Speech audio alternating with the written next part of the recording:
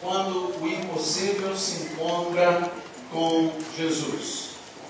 E nessa noite em especial, irmãos, nós vamos falar um pouquinho, não tanto de um milagre físico, de cura, de restauração de algo, mas nós vamos falar do encontro de um homem que vai conversar com Jesus já à noitinha, com algum receio, tentando manter em sigilo essa procura, porque na verdade esse homem representa o encontro da religião, o encontro da lei, o encontro dos governantes, o encontro de autoridades extremamente ligadas à estrutura religiosa imperante com Jesus. E é de maneira sublime que essa história está registrada no capítulo 3 de João, que é a história de Nicodemos. E não é à toa que o capítulo 3 do Evangelho de João é o capítulo mais conhecido de toda a Bíblia Sagrada. Capítulo 3 de João, de maneira sublime e preciosa, o evangelista João resume todo o princípio do Evangelho. Toda a mensagem da Bíblia está resumida no capítulo 3 de João. E o verso 16 do capítulo 3, que é sobejamente conhecido, ele é a síntese de toda a síntese. Porque no único versículo nós vamos ver a ação soberana do amor de Deus atuando para a redenção minha e sua. Porque Deus amou o mundo de tal maneira que deu o seu Filho unigênito, para que todo aquele que nele crê não pereça, mas tenha a vida eterna. De maneira interessantíssima é justamente para Nicodemos que Jesus ensina essas verdades, mostrando para um homem ligado a toda a estrutura religiosa qual seria de fato o plano, o projeto, o ideal de Deus para a minha vida e para a sua vida. E nesta noite, querido, o meu objetivo é tentar mostrar para você o maior de todos os milagres. Se o nosso Deus é um Deus que opera milagres, que cura o enfermo, que levanta o morto, que dá visão aos cegos, em cada uma dessas experiências, como nós já falamos aqui nessa série, sobre a transformação da água em vinho, por exemplo, se o nosso Deus é poderoso para realizar esses milagres sobrenaturais, muito mais poderoso é o Senhor para transformar a minha vida e a sua vida. Transformar a minha história e a sua história. E tudo precisa começar nesse entendimento. Jesus e Nicodemos nos dá essa expressão, esse ensinamento. E João 3, então, verso 1 a 21, você pode abrir a sua Bíblia para você acompanhar, para você marcar, mas vamos ler juntos aqui. Eu gostaria que você lesse comigo esse texto. Eu fiz questão de colocar, é um pouquinho grande, mas eu gostaria que nós lêssemos com grande coral, com bastante atenção. Eu gostaria muito que nós focássemos agora na palavra de Deus, nós dessemos atenção ao que vamos estar meditando. Eu gostaria que fosse um momento de o mínimo possível de movimentação, de distração. Desliga seu celular, não é hora de você responder torpedo, não é hora de você receber torpedo, não é hora de olhar a mensagem. O máximo que você pode fazer é ler a Bíblia no celular. Não tem problema não. Mas foque a sua atenção. Preste atenção, querido. Não deixe o inimigo roubar você agora. Não deixe ele tirar você daquilo que o Senhor quer fazer. Tá bom? João 3, João 21, vamos ler então juntos. Havia chamado Nicodemos, uma autoridade entre os judeus. Ele veio a Jesus à noite e disse: Mestre, sabemos que ensinas da parte de Deus, pois ninguém pode realizar os sinais miraculosos que estás fazendo se Deus não estiver com ele. Em resposta, Jesus declarou: Digo-lhe a verdade, ninguém pode ver o reino de Deus se não nascer de novo. Perguntou Nicodemos: Como alguém pode nascer sendo velho? É claro que não pode entrar pela segunda vez no ventre de sua mãe e ver nascer. Respondeu Jesus: Digo-lhe a verdade, ninguém pode entrar no reino de Deus se não nascer da água e do Espírito. O que nasce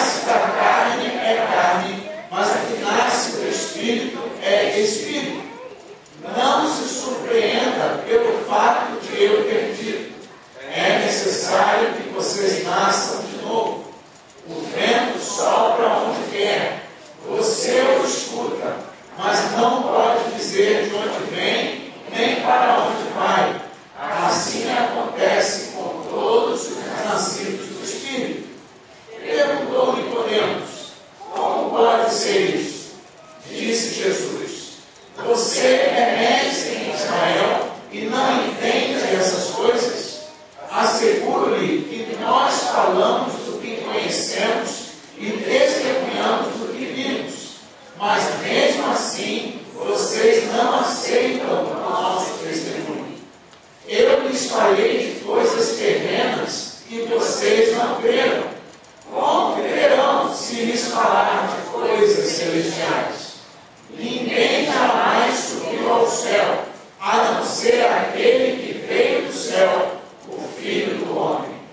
Da mesma forma como Moisés levantou a serpente no deserto, assim também é necessário que o Filho do Homem seja levantado, para que todo que nele crer tenha a vida eterna. Porque Deus tanto amou o mundo que deu o seu Filho unigênito, para que todo que nele crer não pereça, mas tenha a vida eterna. Pois Deus enviou o seu Filho ao mundo, não para condenar o mundo, mas para que este fosse salvo por meio dele. Quem nele crê não é condenado, mas quem não crê já está condenado, por não crer no nome do Filho unigênito de Deus. Este é o julgamento. A luz veio ao mundo, mas os homens amaram as trevas, e não a luz, porque as suas obras eram más. Quem pratica o mal odeia a luz, e não se aproxima da luz, temendo que as suas obras sejam manifestas.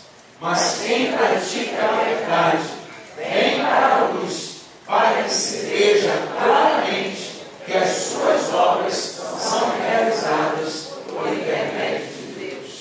Amém, queridos? Esse texto ele traz algumas verdades preciosas para nós. É interessante que logo no início, no verso 2 e 3, nós vamos ter uma reflexão rápida sobre a questão de ver, da visão. Verso 2, o que diz o verso 2? Alguém pode ler bem alto para mim, de novo? João 3, verso 2.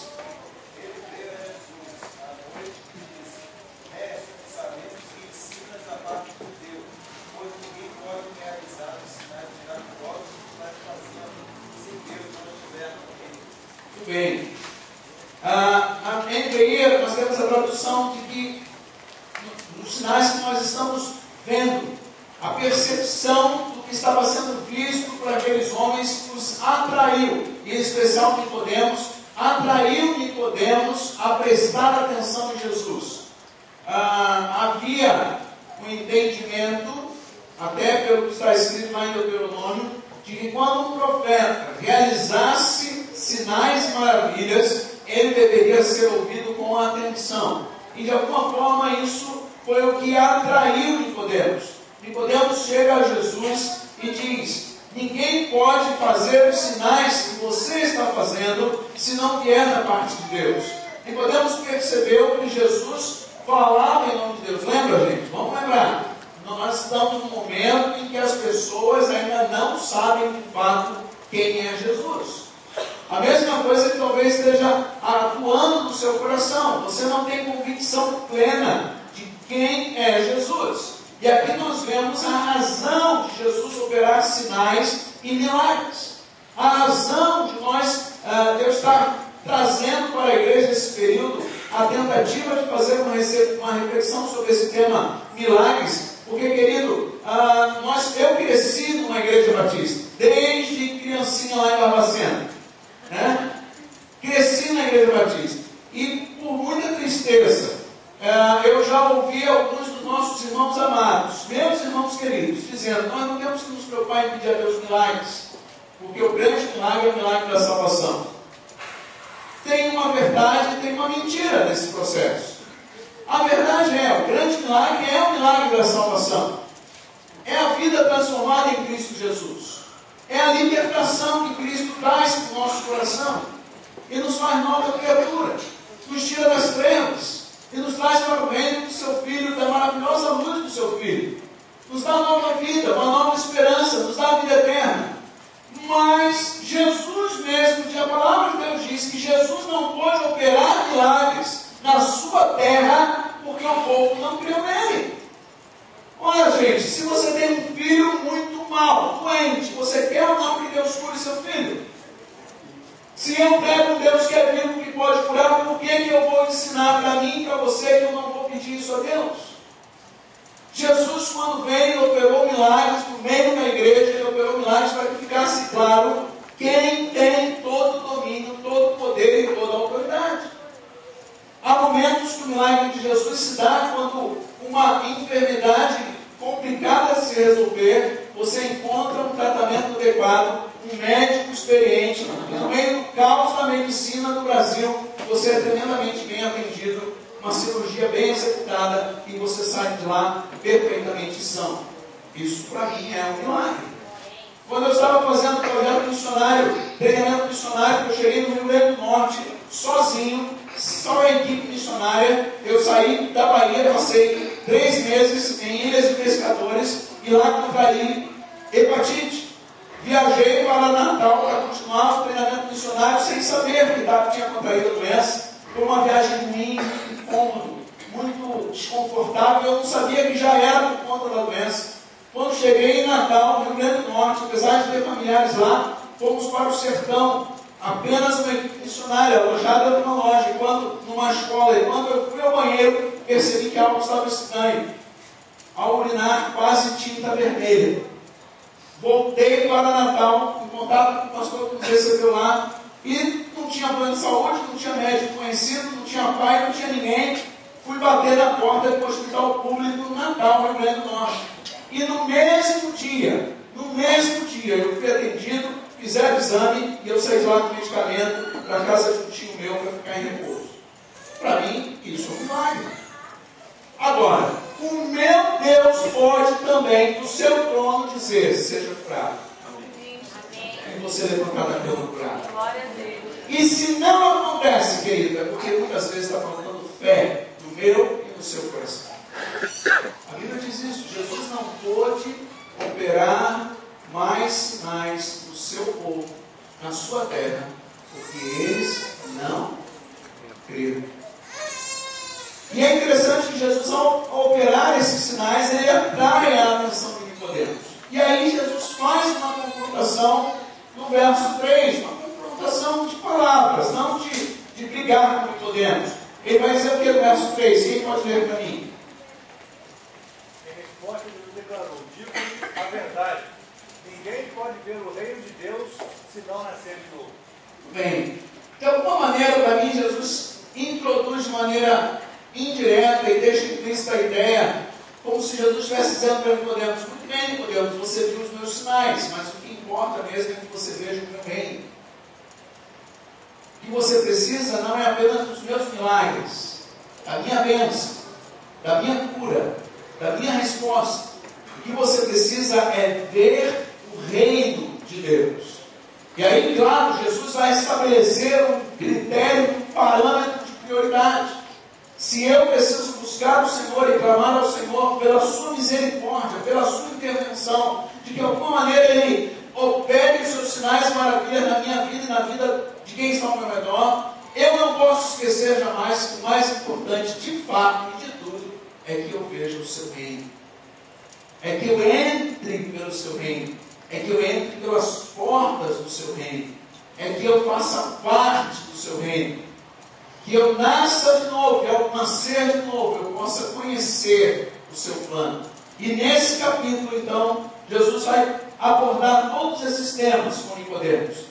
Jesus vai falar sobre o amor do Pai, vai falar sobre a missão do Filho, sobre a obra do Espírito Santo, sobre a condição de perdição do homem, sobre a necessidade de novo nascimento, sobre fé em Cristo para a salvação, sobre reino de Deus e sobre vida eterna.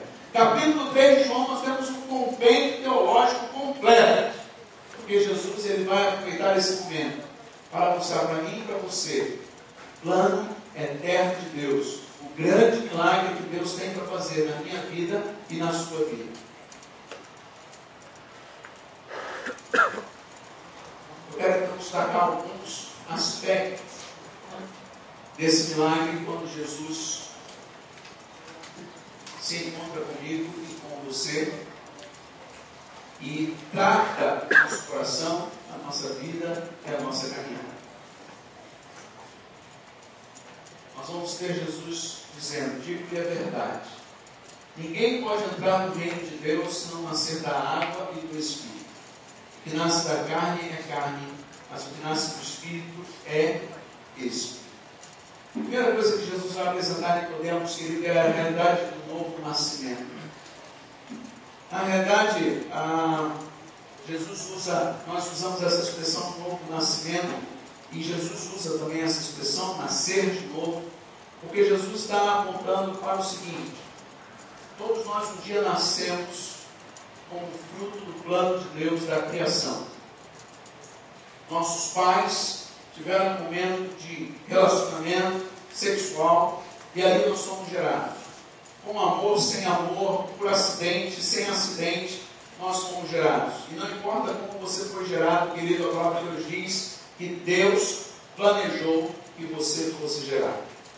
Então você nasce como uma obra-prima da criação de Deus, como um presente de Deus. Mas por causa do pecado, você nasce pecador. Eu nasci pecador. Cada um de nós nasceu pecador. Somos pecadores. Todos pecaram e destituídos estão da glória de Deus, da presença de Deus, da intimidade com Deus, do relacionamento com Deus. Na realidade, a Bíblia vai nos mostrar em outras passagens que, pelo fato do pecado, todos nós estamos mortos espiritualmente. O homem é corpo, alma e espírito. E por causa do pecado, o espírito está morto. Pelo fato do espírito estar morto, nós estamos separados de Deus. Com esse espírito morto, nós não temos como nos relacionar pessoalmente com Deus. E isso é morte espiritual. Morte espiritual, querido, não é perda de sanidade, não é perda de consciência, nem perda de compreensão das coisas. Morte espiritual é separação de Deus. Já falei isso aqui algumas vezes, você deve ter ouvido. É o que retrata, é o que marca para nós, por exemplo, a realidade do inferno. O inferno é inferno não apenas porque é lugar de sofrimento. O inferno é inferno porque é a ausência completa de Deus. A ausência completa de Deus faz com que o inferno seja inferno. Porque nós temos amigos de Daniel lançados na fornalha ardente, e por Deus estar presente, Jesus estar ali, aqueles homens saem ilesos. Muito bem, então nós temos um homem morto espiritualmente. Jesus diz então: se você quer entrar no meu reino, se você quer andar comigo, se você precisa me conhecer, se você quer me experimentar, se você quer me compreender, se você quer ser meu servo, se você quer ser meu filho, você precisa nascer de Deus. Porque você está bom. Você precisa nascer do Espírito. Romanos 8, o apóstolo Paulo vai dizer que aqueles que são nascidos da carne inclinam-se para a carne. Aqueles que são nascidos do Espírito inclinam-se para as coisas do Espírito. Ou seja, é pelo novo nascimento que somos vivificados em Cristo Jesus, e o mesmo Espírito que ressuscitou a Cristo Jesus vivifica o nosso Espírito e confirma a nós que somos filhos de Deus. E essa é a palavra de Jesus para nós. Nós precisamos desse novo nascimento. Você, Nicodemos, está vendo os sinais, os milagres, as maravilhas, mas você precisa ver o meu reino. E você só pode ver o meu reino com olhos espirituais. Você só pode compreender o meu plano eterno para você se você entrar nesse reino. Se você der o passo que vai te levar à compreensão desse reino. Não basta nascer da água, uma ilustração que Jesus faz ao nascimento materno. Você precisa nascer do Espírito. O que nasce da carne é carne, o que nasce do Espírito é Espírito. E aqui nós temos algo muito interessante. A partir do momento que temos um encontro com Cristo Jesus, nós passamos a caminhar com duas naturezas unidas, que só serão de fato separadas, vamos dizer assim, não é bem separadas, mas só serão integradas plenamente quando chegarmos na glória diante de Deus. Por isso o apóstolo Paulo vai dizer: miserável homem que sou, padeço no corpo desta morte, porque o homem carnal continua existindo, o homem tendente ao pecado continua existindo, As suas emoções, a sua carne continua aí. Só que agora você tem um homem espiritual. Você é um homem espiritual. Você é uma mulher espiritual. E quem é que vai ganhar essa luta? Alguém, um certo dia, ilustrou essa luta como 2 leões que vão guerrear. Um que representa a carne e outro que representa o nosso espírito. Quem é que vai ganhar a luta?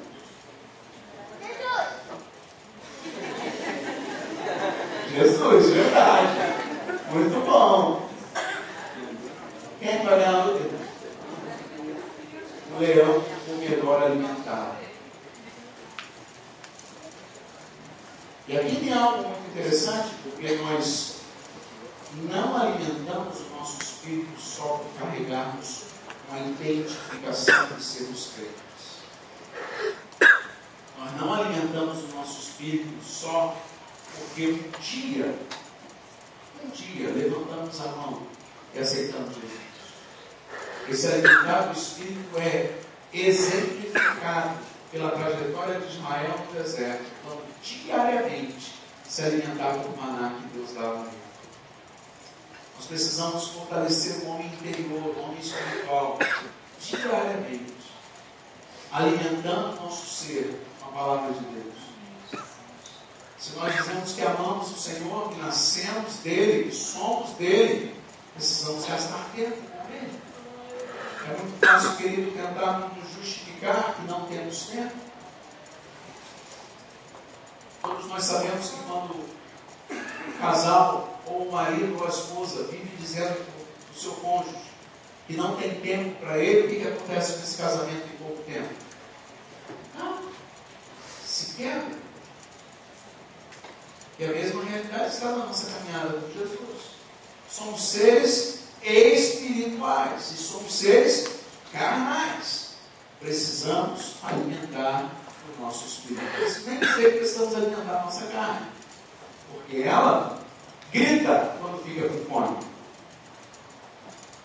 Quem esteve aqui no curso Veredas Antigas viu a explanação muito apropriada, justamente quando essa batalha se dá, quando a carne domina, o espírito se enfraquece, nós ficamos angustiados para alimentar essa carne, e aí partimos para os pecados da carne, muitas vezes, para a glutonaria, para a sexualidade, para tantas coisas, porque o espírito está inquieto e está enfraquecido.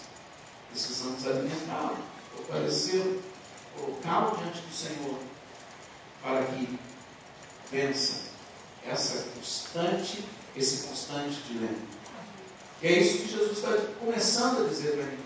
Você tem um portão para entrar, você tem uma porta para entrar, e essa porta se chama o novo nascimento. E podemos, naturalmente, que quem dúvida começa a questionar Jesus, e Jesus então vai falar de um outro aspecto desse milagre, desse encontro com Jesus conosco, é que nós passamos a desfrutar de novas características, como homens e mulheres espirituais.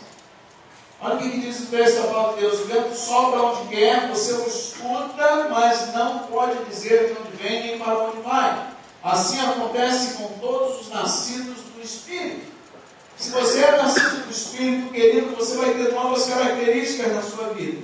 E aqui eu tentei fazer uma pequena relação de algumas dessas características, pegando como comparação a ideia do vento que Jesus vai usar. Naturalmente, sempre que a Bíblia usa metáforas ou comparações, nós não são todos os aspectos da comparação que nós podemos pegar ao pé da letra. Temos que ter o cuidado. Mas nós podemos, sim, analisar por que Jesus está falando que como o vento se comporta, será o meu e o seu comportamento. Porque tem algumas coisas muito interessantes dessa transformação de Jesus para nós. A primeira coisa que eu quero destacar é a força do vento. Querido, se você é uma pessoa movida pelo Espírito de Deus, você é muito mais forte do que você pode imaginar. Eu não sei quem já pôde presenciar um vendaval de verdade. Nosso país não é tão comum, a nossa região aqui então, muito menos. Mas o vento ele tem uma força que nós não imaginamos. Quanta força ele pode ter? Um vento tremendamente concentrado pode ter forças ainda maiores, se nós falarmos do ar comprimido, por exemplo. O vento, ele pode derrubar uma casa, ele pode levantar um telhado. Todos nós conhecemos desde pequenininho a história dos 3 porquinhos que construíram as suas casas, quando nossos pais tentavam ensinar para nós que nós tínhamos que ser diligentes e trabalhar com zelo, construindo uma casa de alvenaria para que com um sopro não fosse derrubado. É verdade. O vento, ele é forte. E você, querido, se tem o Espírito Santo de Deus na sua vida, você é muito mais forte do que você pode imaginar. Você é mais forte do que as mentiras que Satanás tenta botar no teu coração. Você é mais forte do que os homens e as mulheres que tentam te aliciar para te conduzir para a malignidade e para o pecado. Você é mais forte porque a força que está em você é a força do Espírito de Deus. Recebereis poder ao descer sobre vós o Espírito de Deus e sereis minhas testemunhas, tanto em Jerusalém como em toda a Judéia e Samaria até os confins da terra. Recebereis poder. Esse poder vem pelo Espírito. Essa força vem pela presença do Espírito de Deus na nossa vida. Você, querido, não é qualquer um. Entenda isso de uma vez por todas. Como nova criatura em Cristo Jesus, você é forte pela presença e pela graça de Deus na sua vida. Você talvez não tenha mais saúde pela idade, um idoso que esteja aqui, já não consiga andar grande distância, mas a sua oração chega em grandes distâncias. Talvez você não saiba como resolver um grave problema, mas a sua oração pode mover céus e terra para que esse problema seja resolvido. Mas quando nós falamos de vento, nós podemos pensar também em refrigério. Elias, quando estava aflito, desejando a morte, e foi se esconder na caverna, Deus se revela a Elias como uma brisa suave. É interessante que Elias conhecia o Deus do fogo, o Deus poderoso, o Deus que consumiu, o Deus que matou os profetas, o Deus que operou milagres, mas naquela hora Elias precisava da brisa suave de Deus. Da mesma forma, eu e você, querido, precisamos ser brisa suave, vento fresco na vida de quem está perto de nós. Você, quando chegar no seu trabalho amanhã, querido, tente ventilar a vida de alguém. Tente refrescar o coração de alguém. Tente ser brisa de refrigério para o coração angustiado e aflito. Você é o instrumento de Deus para isso. O Espírito de Deus conduz a tua vida para trazer vida no lugar de morte, para trazer vida em meio ao deserto. Vento também lembra para nós refrigério. Mas vento também lembra para nós liberdade. Alguém consegue controlar o vento? Alguém consegue segurar o vento? Alguém consegue deter o vento? Não. O vento é totalmente livre. E há um famoso pastor, não falo o nome dele agora, que pregando no congresso, ele falou algo muito interessante. Assim é o homem e a mulher nascida de Deus, livre pelo Espírito de Deus. E aí ele completou dizendo: enganados estão os pastores e líderes religiosos que acham que podem controlar o povo. Não, você tem que ser controlado só pelo Espírito de Deus. O Espírito de Deus vai fazer milagres sobre esse mundo através da sua vida e não vai depender de mim. Graças a Deus por isso. Você é livre, plenamente livre. Não sabe de onde vem nem para onde vai. Será que você já aprendeu essa lição ou você está tentando controlar a sua vida? Será que você já aprendeu essa lição ou você continua tentando controlar a vida dos seus filhos? Ele que é nascido de Deus, a nascida de Deus, é livre. Liberdade pelo Espírito. Onde há o Espírito de Deus, aí há liberdade. Liberdade para adorar, para pregar, para andar, para viver, para testemunhar. Liberdade diante das ameaças. Liberdade diante dos inimigos. Liberdade diante dos perigos. Porque a nossa vida não consiste mais no aqui e agora, nesse tempo presente. Até o último dos inimigos já foi derrotado, que era a morte. Será que estamos preparados para ela? Perfeitamente livres em Cristo Jesus. Mas quando falamos de vento, falamos também do único que pode nos dirigir. É o próprio Deus. Dirigido por Deus. É Deus quem nos leva. É Deus quem nos traz. É Deus quem levanta e quem abate. É Deus quem coloca numa posição e quem tira dessa posição. É Deus que ergue reis e derruba reis. É Deus que pega, como nós ouvimos aqui antes do carnaval, o monturo ergue o vencedor. Nós vimos o testemunho do nosso irmão Luiz compartilhando conosco a sua história que Deus fez por ele. Não importa de onde você vem, o que importa é quem está dirigindo a sua vida. A grande transformação do seu coração não é fruto do que você viveu no passado, mas a grande transformação da sua história, da sua vida, do seu coração, é o que você vai viver dirigido por Deus. O que você precisa é entender qual é o plano, qual é a vontade de Deus. Mas aquele que é nascido de Deus é dinâmico. O vento ele sopra fraco, ele sopra forte, ele vem em uma direção uma hora, ele vem de outra direção outra hora. O vento ajuda, ao mesmo tempo o vento destrói. O vento, de alguma forma nós podemos pegar essa comparação e pensar nas nossas vidas. Você precisa, querido, ser um instrumento versátil nas mãos de Deus. Talvez Deus esteja te botando num lugar dessa semana onde você vai ter que ser um martelo que quebra a pedra. Mas talvez na semana que vem vai querer que você seja uma mão que acaricia e dá alegria. Talvez você tenha alguns momentos de ser firme, outros momentos você tenha que saber abraçar e acolher. Ser movido pelo Espírito de Deus é discernir qual é o propósito, qual é a vontade, qual é o plano de Deus para a sua vida, onde você estiver, na hora que você estiver. Sabe qual é o grande problema? Nós sempre achamos que Deus vai agir da mesma maneira em todo o tempo. Engano. Nós achamos que Deus tem um grande manual. E aí, então, está tudo escrito nesse manual. E se algo acontece assim, vira a página 93, tem a regra número 3. É dessa maneira que Deus vai agir. Não. Deus é dinâmico e quer usar a sua vida de maneira dinâmica. Será que você está pronto para sair da zona de conforto? Deixar Deus usar onde Ele quiser levar você? É uma pergunta interessante. Resistimos a mudanças. Porque na realidade, quando falamos de mudanças, falamos de perder o controle. Perder o controle. Não faz discriminação. O vento sopra sobre todos. É verdade. O vento sopra sobre mim e sobre você. E você, da mesma forma, levado pelo Espírito de Deus, precisa aprender a olhar para todos com um olhar de compaixão, como nos foi dito hoje pela manhã pelo pastor Ciro. Um olhar que ama, um olhar que compreende, um olhar que abençoa, independentemente de quem seja. Mas outro aspecto do milagre que Jesus vai falar para nós não é apenas as características novas que vamos ter, como o vento, guiados pelo seu Espírito e sustentado em todo lugar, mas ele vai falar do grande presente que ele tem para nós, que é a vida eterna. Se nascemos de novo, não nascemos de novo só para morrer nesse mundo. Nascemos de novo, porque a partir do momento que nascemos de novo, nós já estamos vivendo a vida eterna.